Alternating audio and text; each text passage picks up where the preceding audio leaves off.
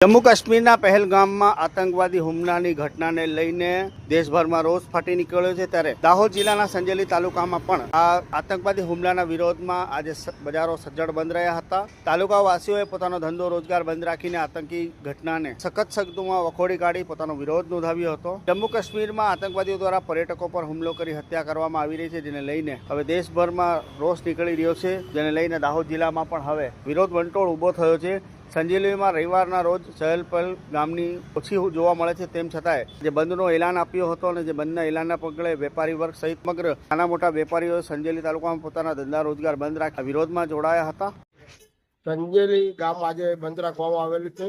કાશ્મીરમાં આતંકવાદીઓના હુમલાથી 27 લોકોના મૃત્યુ થયા છે, તેનો લોકોનો બહુ આક્રોશ છે અને સરકારને એક જ વિનંતી કે એનો જલ્દીથી જલ્દી એનો બદલો લેવામાં આવે અને સબક એવું શીખવાડવામાં આવે કે ફરી પાછું આવું કૃત્ય કરતે 10 વાર વિચાર કરે।